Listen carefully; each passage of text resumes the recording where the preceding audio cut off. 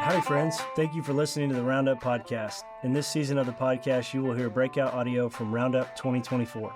If you have any questions related to the content, send them to sbtccollegiate@sbtexas.com. Don't forget, follow us on social media at sbtccollegiate. Now, enjoy the podcast. So here's what I'm going to do. Like I said, I left it intentionally short. We're going to have some time on the back end because I want to be super practical. I want y'all to be able to ask questions, go, hey, how would you handle this? Maybe even some contextual questions. I won't have a definitive answer for you, but if nothing else, I would love to be a sounding board for you. But here's kind of how I'm going to break it down for you, okay? I like to make things bite-sized and chewable and understandable. So I've got 4 easy steps to starting your residency program, all right? But I do think one thing is really, really important to address out of the beginning. I would argue that there's a big difference between an internship and a residency program. And I think sometimes those words in our current ministry context will get conflated at times. And so I just want to put out there that I'm going to focus on what I believe like a healthy functioning residency to be is, and not necessarily an internship. And so kind of the way that I would break down the difference in those two things, and whether this is like actually the definition of internship versus residency, I'm using a much more colloquial example of like, this is what I see and what I have experienced. But typically I tend to think of internships as simpler programs, pretty straightforward. You have a job description and there are job expectations with that. Internships tend to be, or in a healthy internship, you would have sort of lower responsibility, lower impact, and often, sadly, lower pay is often what an internship is. A lot of it tends to orient around task completion. There are some fringe things that tend to fall off the table with interns or with regular jobs and go, hey, we could really use an intern to help us out with this. And that is a perfectly legitimate thing to have in your church. I just want to put that out there. When it comes to staffing structure, however you name your pastors, directors, associate directors, associates, whatever that is, intern is a perfectly good rung to have on the ladder, but it's just not what I'm after today. And so the difference that I would define in a residency program, I would argue that a residency or a residency program is going to be much more complicated rather than simple.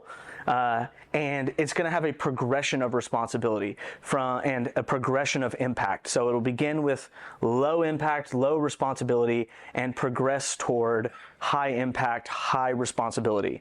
Both internships and residencies are going to have sort of the ability to learn on the job, so hands-on experience that is going to be part of the developmental process.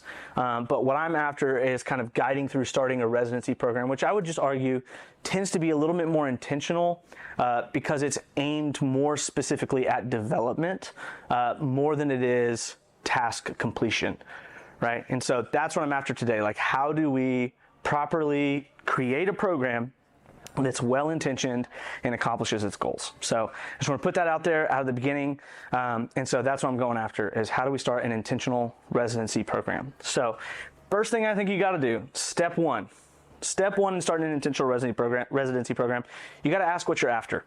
Okay, so typically I would say there's 3 types of residencies that you're going to find in a church. You're going to have a church planting residency, which there's a very clear goal in a church planting residency. It's in the name, church planting. Those tend to be the most specific and most focused in their outcome. And most of the time, the people that you're drawing into a church planting residency likely have lots of pastoral experience, have worked on staff at a church, have led ministries, things like that, and typically have like a pretty high amount of seminary development or theological development or biblical development. And so those church planting residencies often are kind of like a finishing school, right? And you're never going to have like 12 church planting residents at a time. You're usually going to have 1 to 2 every 1 to 2 years. That is not the residency that I'm going after today. If you want to talk about church planting residencies, there's lots of people we can connect you with here. Sorry, Chris. That's not my area of expertise. However, I think what we're talking about today can lead into church planting residencies. And I actually think that the principles I lay out can be applied to creating a church planting residency. It's just not what I'm getting granular about today. The second type of residency I think you'll see often is a pastoral residency. So it's going to be a little less specific than church planting, and the people that come into a pastoral residency are going to be a little less experienced often. So they might have some experience. They may have been an intern. They may have been a resident. They may have been a student pastor for a short time, something like that. But they're coming in to learn what it looks like to take on more responsibility, to maybe lead out in a church, to be an associate pastor, something like that. And the intention of your church may even be to bring this person on staff at some point, post-residency. So you kind of have these pastoral residencies, but often these people will have some experience and maybe even some sort of theological biblical training. And again, that's also not necessarily what I'm after.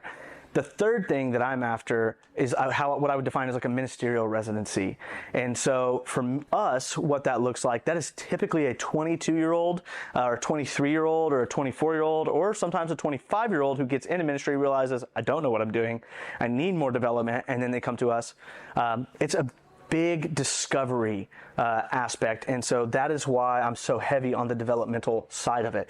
So whereas a church planting residency and a pastoral residency may require less development and more preparation for being sent and going out, the ministerial residency that I'm talking about is going to include a lot more development and maybe a little less preparation, but the preparation will still happen just toward the back end. It's not going to be the primary focus out of the gate. And so today I'm going to be focusing on ministerial residency. I kind of outlined those three different ones because I think it's really important to go, what are we after? What are we actually trying to accomplish with our residency? So I think that's the first thing you do. If you're trying to start a residency in your church, or you're even trying to improve what already exists, get in a room with the people responsible for it, or the people who write the checks to make it happen, whoever needs to be in the room, and ask this question. I think these 4 steps could easily be 4 meetings, which I know sounds like anathema to some of you, but I promise an email won't suffice for these. But sit down with the powers that be and go, what are we after in this residency program? Because when you determine what you're after, that's actually going to be what determines the structure of your residency program. So I want to give a couple examples, kind of like what we're after here in our residency program, but I'll get to that once we get into kind of the structure, and I'll give you an example of how we structure ours. But after you figure out what you're after, ministerial residency, pastoral residency, church planting residency, whatever that is, I think you have to get in and begin to determine your structure. So as an example, for us, our residency program is a 2-year-long terminal residency program.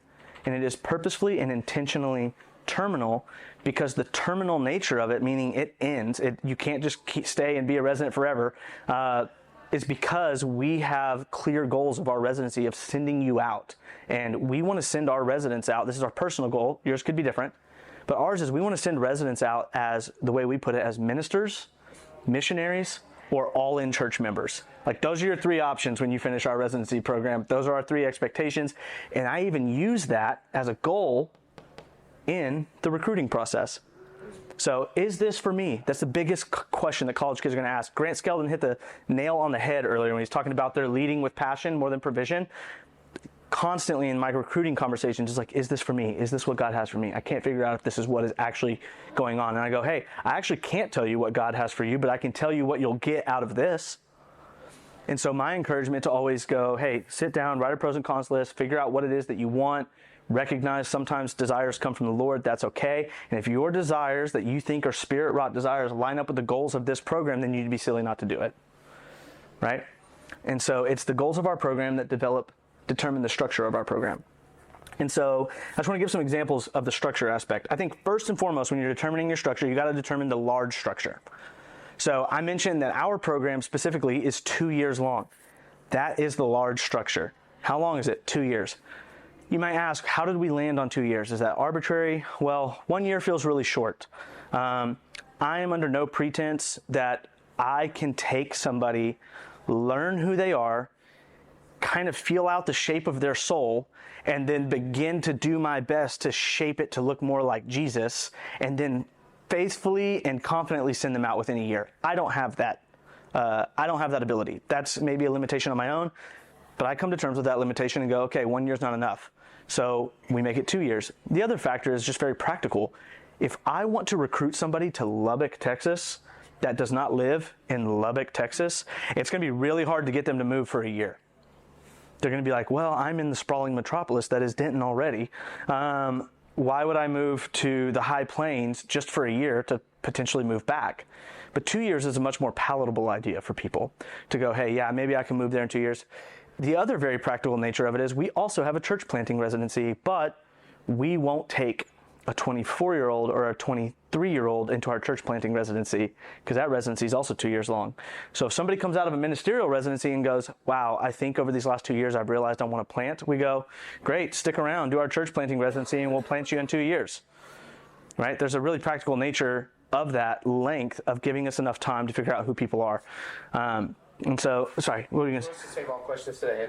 You can, or I don't care if you ask now, but You would take, finish college, do your 2-year residency, you would then put that residence in your church planting residency? not currently. Okay. Not currently. However, so the way our church planting residency works now is we likely will not plant someone till they're at least 30. Okay. And just for us, it has nothing to do with ageism or ability. Yep. It's just more hey, we want you to be a little more settled, things like that. However, we have a guy right now who's in our ministerial residency who has some ministry experience, but then came into the ministerial residency. He's I just really want to be developed by a healthy church, realized the church he was at was not really healthy. So I want to be able to take good leadership with me. He's 25. By the time he finishes the ministerial residency, he might be 26 now. I think he'll be 28. He may go into our church planting residency and potentially plant when he's 30. Standard residency pipeline. Yeah. Would not be how. Yes. And so, Great. But that 2 years goes back to, we also want to be able to draw people who aren't just 22. Right. When it comes down to this guy, it's he moved his family and he has a wife and a kid. And it's okay, well, if there's a 2 to 4 year track for us there, that's pretty reasonable. And his wife is a nurse, so she got a job very quickly. And so that 2 year is helpful in that regard in determining that.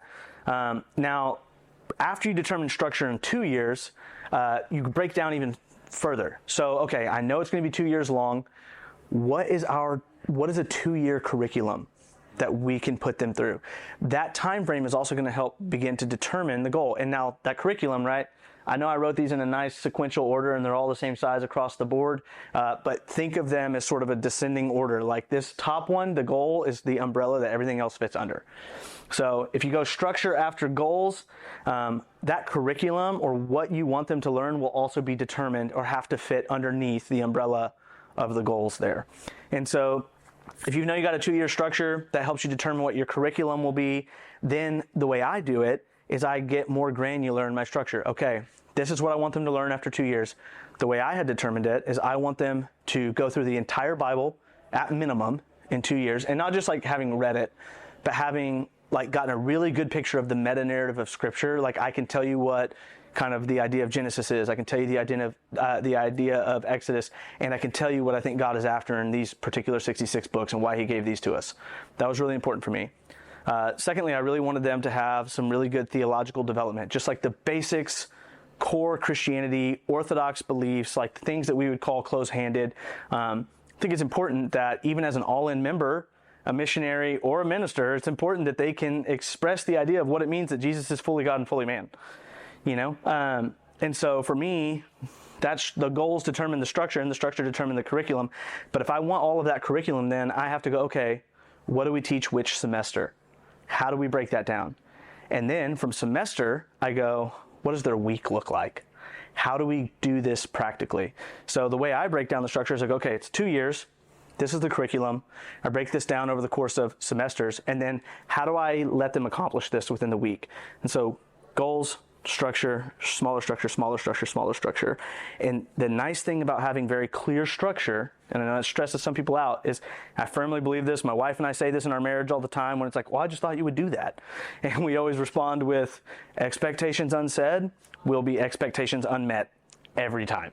And so if it has not been clearly expressed, you cannot hold somebody accountable to it. So that kind of structure is really, really important, because with that structure comes the communication of expectation of this is what we're going to learn, all that kind of stuff. All right, I saw a hand. While this program is happening for the resident, Yeah. Are they also working at a job or? No, we'll get to that. No, they're not. And so that's now this our program. Yeah. if somebody else's program could look differently, So I'm right? up in Denton at the CCC. Yeah. We have a program going on called the CMT. It's the Campus Ministry Training. Okay. And so it looks like a giant frat house, right? CCC Christ Chapel. No, CCC. It's Christian Campus Community. Okay. And we're one off of our church ministry. We're the only CCC, I think, in the nation, at least under our church. And so it looks like it was formerly a big frat house. It was the one off of Fry and Oak. Okay, yeah. And so we've turned it into a Christian youth group. And a program that we're trying to instill in it is we have 3 vacant rooms that we use for post-grads who are seeking to go into ministry. And so right now what we have is a 1-year program. Okay. And it's exclusively for post-grads who... we've only done this for the year too, and so I'm kind of curious to get a reflection on what we've done in the past. The way that they've sort of structured it hasn't been, I guess, it hasn't been the most fruitful, only because I don't think that we've had enough curriculum for them, and I think that's a really good point that you make. But also, like, I don't think there's really, if there is rent, then it's cheap. Yeah. It's like significantly cheap, but each of the students that are former students that are in our program also have either part-time or full-time jobs with their residents. Okay. And so that's something that's been It's tough. something to consider as a part of residency programs. I think entirely because if there is some sort of if there needs to be funding or finance, obviously that's either the church backs them up while they're in the residency, and so that full-time. It's like a seminary, but a sim-mini. Yeah. Well, no, we'll get to that. We'll get to the compensation aspect, but I do think curriculum is always going to help, right? You've got to have some sort of guide that's going to push them along in their development, right? So I think one of the cruelest things that you can do is provide or say, hey, we're going to develop you. We're going to kind of train you up in this way, but don't actually provide any clear pathways for that. I've had plenty of friends who have done internships and residencies, and it's just sort of at the whim of whatever their current residency director or internship director was into at the moment. It's like, yeah, let's read this book together, kind of deal, which is fine and good, but it's not always the most clear in terms of setting expectations, and it will kill your recruiting afterward, and we'll get to that in a minute.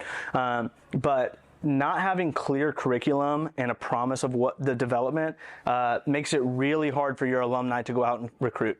It's like, well, what are we going to do? Well, you'll find out once you're in it, and it's like, that's not fun or helpful or hopeful. So we'll get to that a little bit. But I just want to give you guys some clear kind of things that we do. So when you get really granular in your weekly schedule, I'll give you the 10,000-foot view of our program before I move on to the recruiting aspect. But essentially, my 5 promises to when I'm recruiting our residents, and I'm sitting down with somebody who's going, hey, I'm graduating with my engineering degree. The Lord's really gotten a hold of me. I know we have this residency program at this church that I love and a college ministry that's meant so much to me. Is this something I should do? And my promises to them are these things. And this goes back to the goals, determining those. I said, I want to develop every single one of our residents in their biblical knowledge, their theological knowledge. I want to develop them in their spiritual life. I want to develop them in their personal life, and I want to develop them in their professional life. Those 5 things.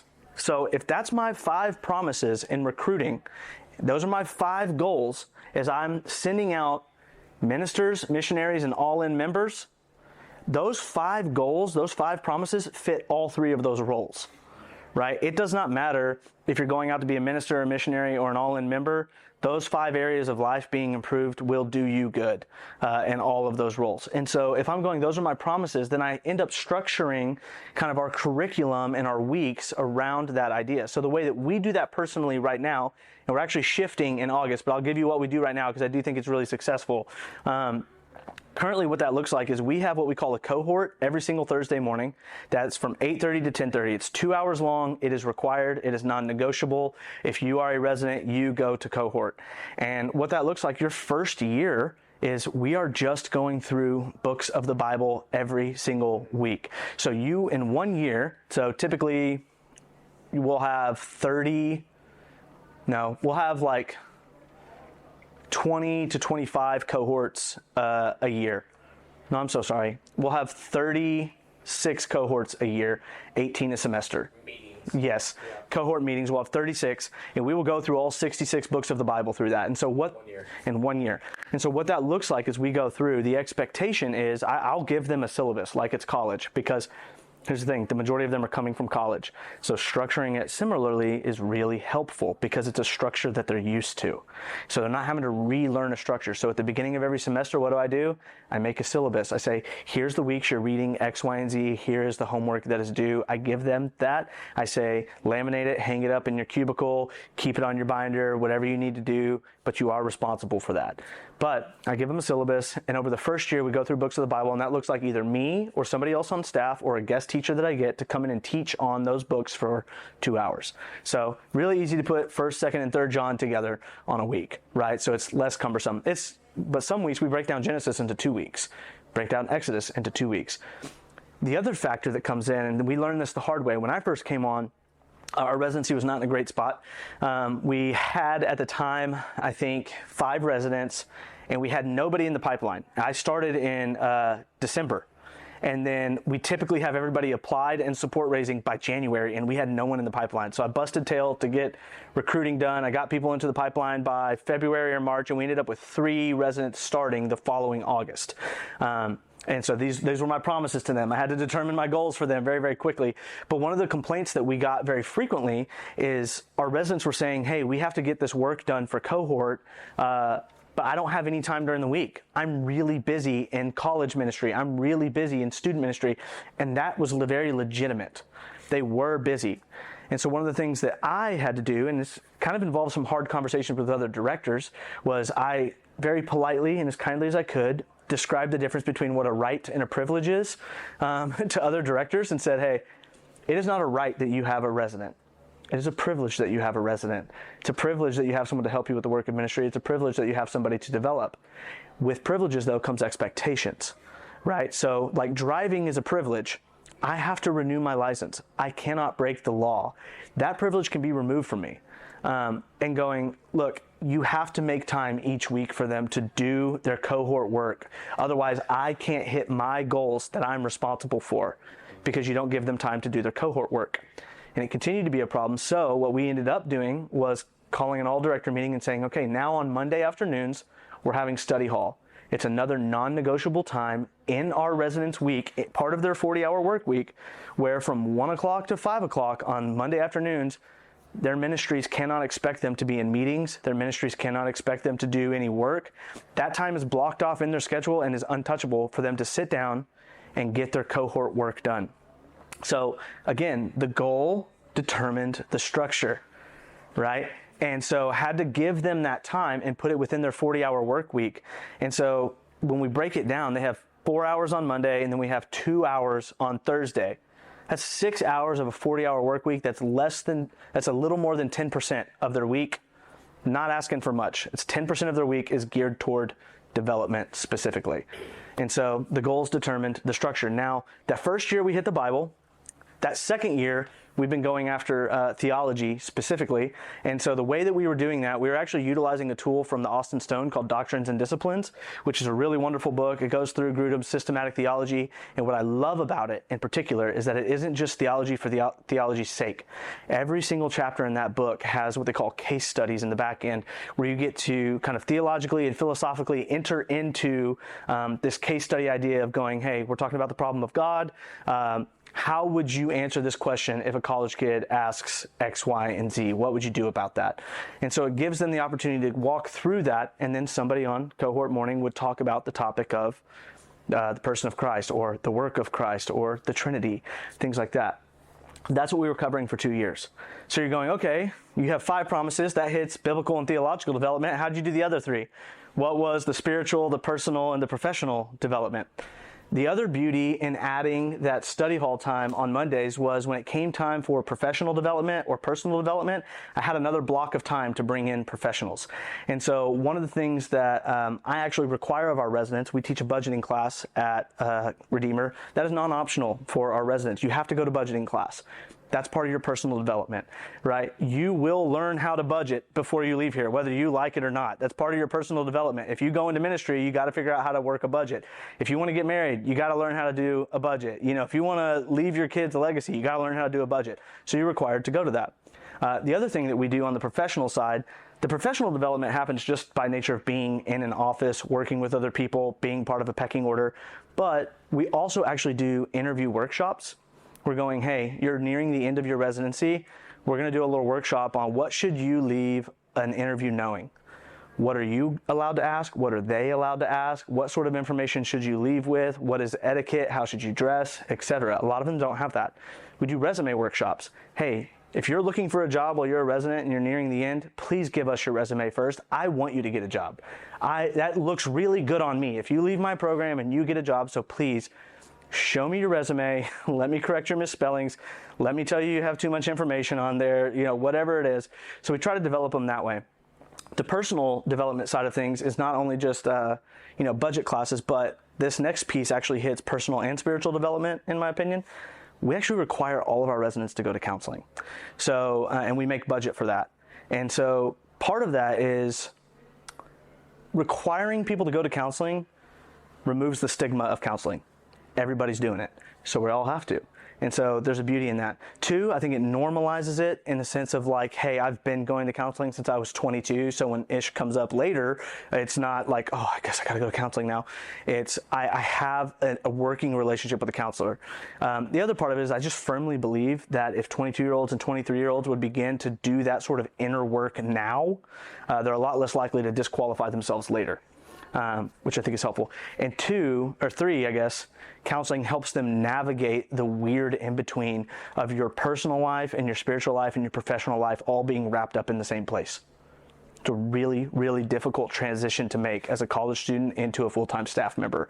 And so we try to hit that. And then finally on the spiritual development, we emphasize the spiritual disciplines. We actually teach on that before we get into theology because the theological lessons don't take a full year. So we spend time going through kind of 6 core spiritual disciplines of what that looks like. And then we also hold them accountable to that in our check-ins. Hey, how are you doing in Bible reading? What does your prayer life look like right now? Are you giving? Not to us necessarily. We're not just like trying to, check pay stubs or anything like that, but just going like, it's important to be a generous individual. So those are the 5 areas that we personally promise in our goals, and so that determines our structure. So as you can tell, 2 years long, broken down by semester, with very clear weekly, hourly allotments and classes within that structure. Is that super clear? Before I move on, I just want to leave some time for questions. Anything like that about our program, what that looks like. If you want to know how we're shifting in August, I'm happy to answer that. But anything else?